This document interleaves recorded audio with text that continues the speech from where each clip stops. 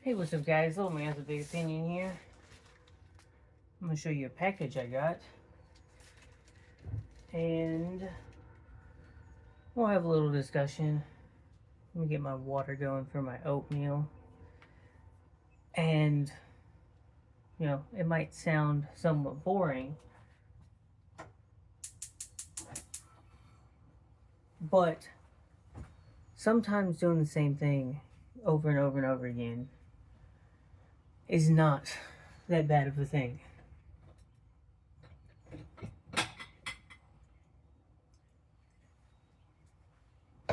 So, when I make my oatmeal, which this goes into that saying, eat what you prep and prep what you eat. So, this jar of peanut butter powder is about a third of the way gone. And it does a pretty good job of enhancing the flavor of plain oatmeal, if that's what I'm eating that day.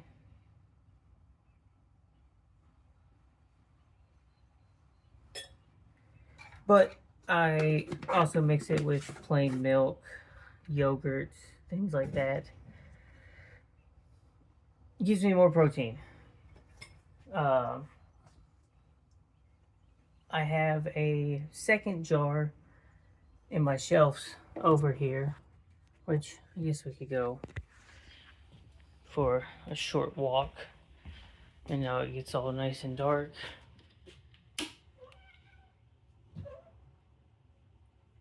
Oh, there it is. I've got another jar of the same stuff, unopened. In its powdered form, it does last a pretty good while. And one of my cats just set off the treadmill, and another cat really wants to be in the video.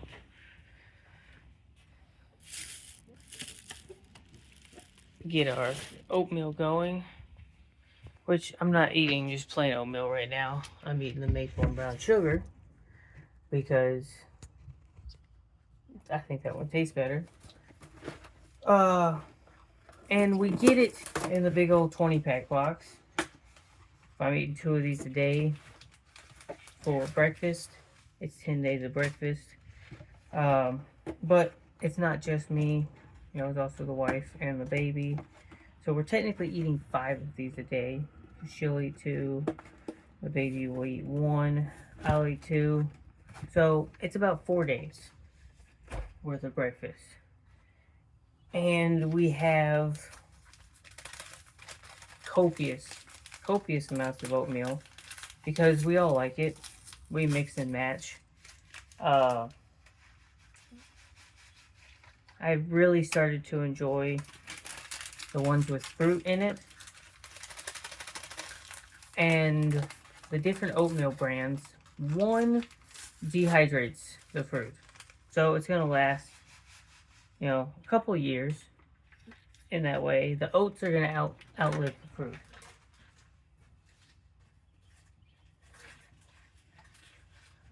And one brand that I know,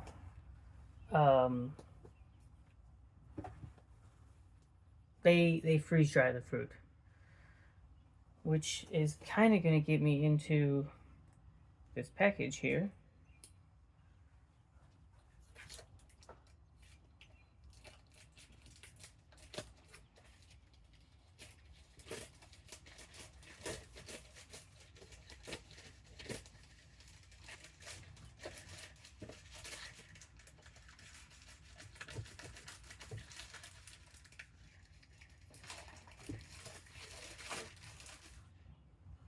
Not a bad little knife. Coworker gave it to me.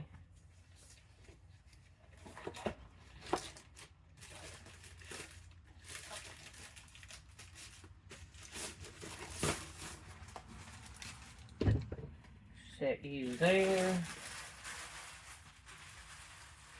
Throw that away. kind of dislike how they, this box is all beat up. You know, big old tear there, big old tear here. But it's Mylar bags. Specifically got Mylar bags that re-zip or have a Ziploc function on them. We got 35 11.8 mil, which for food prep stuff, I always go at least, you know, 5 or 6. So these are plenty. But 35 11.8 mil 1 gallon, 45 9.4 mil 1 quart, and 29 mil half pint.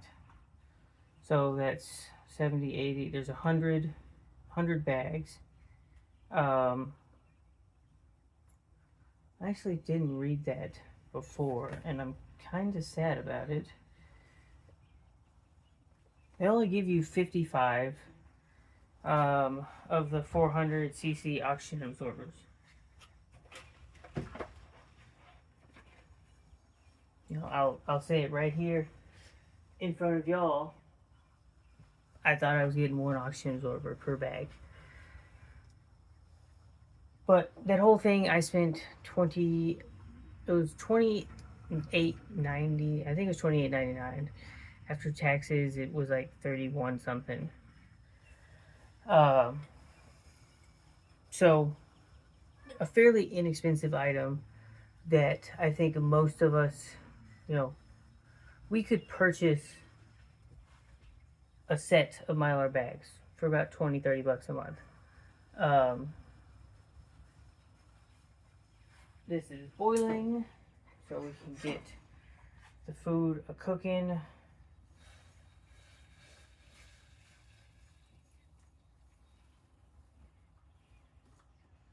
Get this mixed up, and then I will continue explaining my thought process.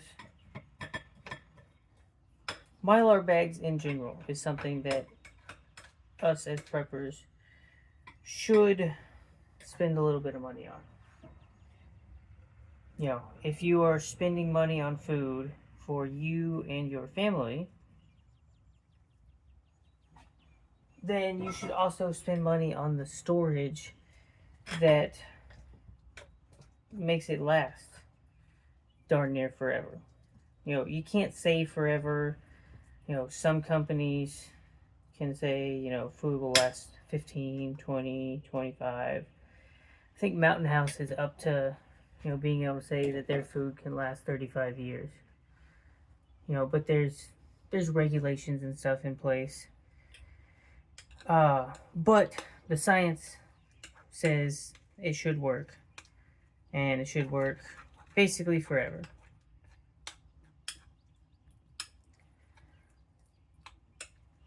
So, I'm a little disappointed there. I think that is a small mistake on my part. And I'll double check next time. You know, there is hundreds of products to choose from. You can buy one specific size if you want to. You can go, for the smaller bags, you can go with smaller O2 absorbers. I like that this one was at 400, because most quart size stuff says use 200 to 300 cc's. So I thought I was going a little overkill with this.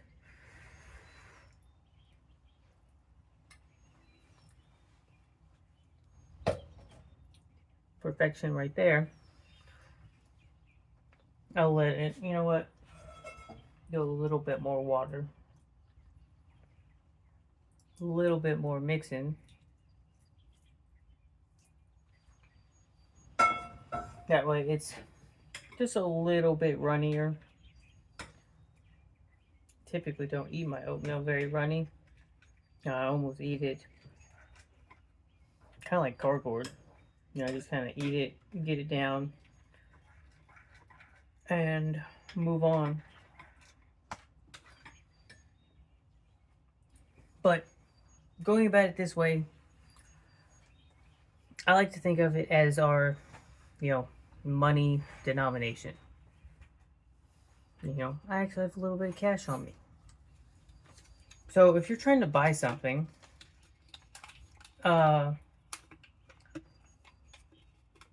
it's, you know, $5. You can hand them a $5 bill. You can hand them 5 ones. Most people probably aren't going to be upset if you gave them a 10.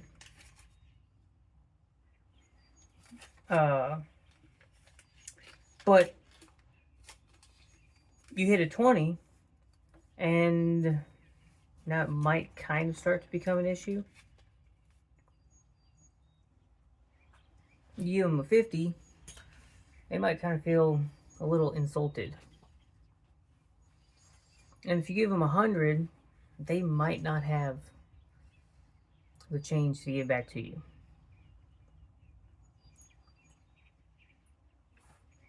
Best way I look at Mylar bags, a little bit, is, you know, that the half pint bag.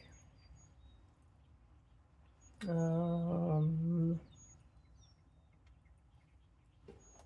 I think these are quarter pint jars. Yeah, I'm pretty sure it's a quarter pint. I don't want to open them up yet. You know, if you are trying to be a nice person, you store, you know, 1 to 2 days worth of food inside of some sort of container.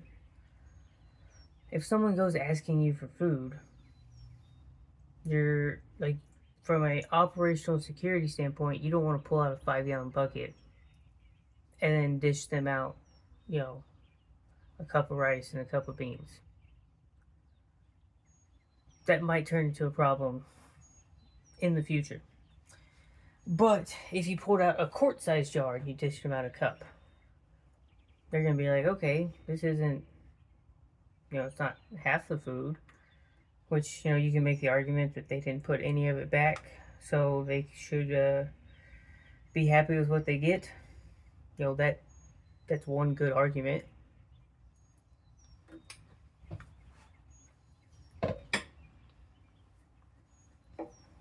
But if you pull out one of those half pint containers, you know, here's rice, here's beans. I'm running low on food. That's what I can help you out with. They're going to see this certain amount of food. They might believe you and what you say, but you're not showcasing what you have available. You know, it's just like today.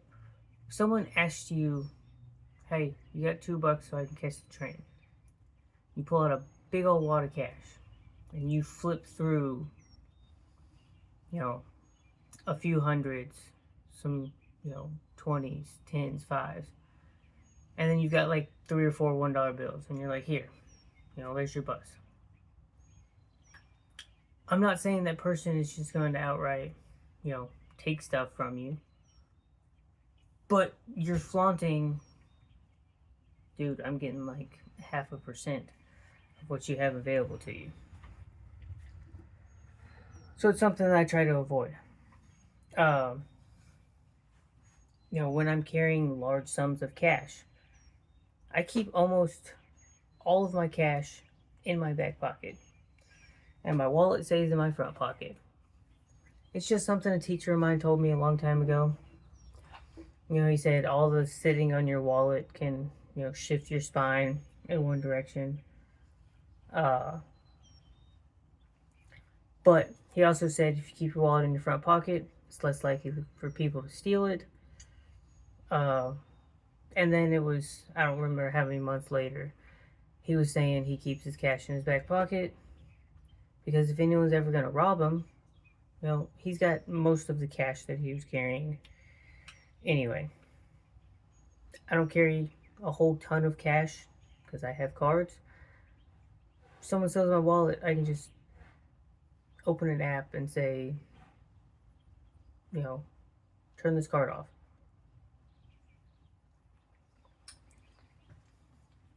And the cards are fancy enough that if someone tries to use it somewhere, it's going to detect that. The police can go to that area, maybe catch the guy, get him on camera, and it's a lot harder to do that kind of stuff these days.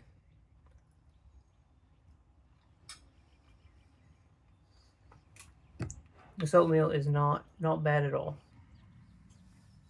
But I bring up the oatmeal. I'm also drinking a protein shake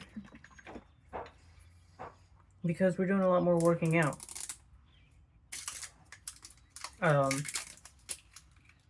But everyone in my family likes it.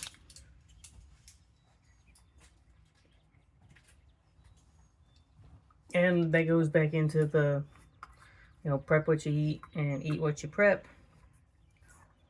So even though I'm storing stuff up, we're constantly rotating through certain amounts of it.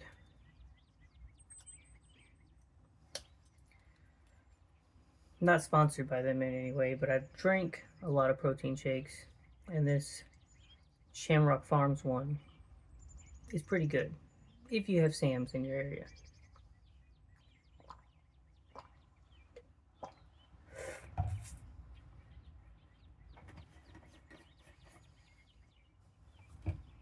But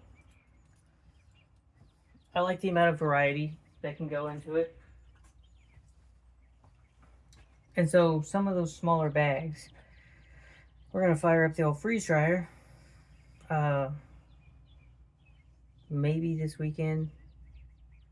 Because it's going to take about 25 hours. But I'm going to go get a bunch of bananas. Cut them into little banana chips. And then freeze dry them, store them in the smaller bags. So in combination with the oatmeal that's stored and the bananas, it's going to taste a heck of a lot better. Can increase the taste because oats are kind of bland. I also store sugar. That's just like a main ingredient for all of this stuff.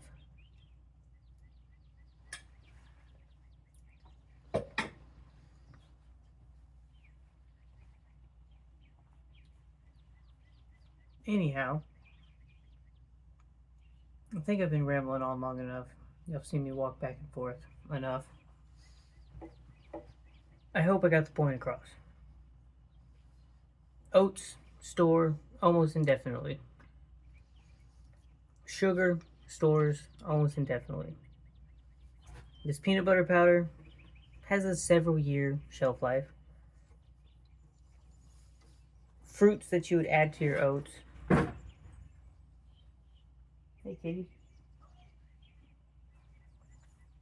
Fruits that you would add to your oats if you dehydrate them are going to last a couple years. If you freeze dry the fruits, the boiling water that you use to make the oats edible reconstitutes them. They're going to be a little mushy, but you're going to mush them up in your oatmeal anyway. That stuff will last darn near forever. You figure out the math for your family, how much you eat in a day. And then, prep out 2 to 3 weeks of it. If you don't have a freeze dryer, you can buy freeze dried fruit. It is kind of pricey. But, get 2 to 3 weeks of breakfast. And, you'll have a little bit more peace of mind. I know I do. No, we don't eat oatmeal every single day for breakfast. I do on my way to work because it's really, really easy.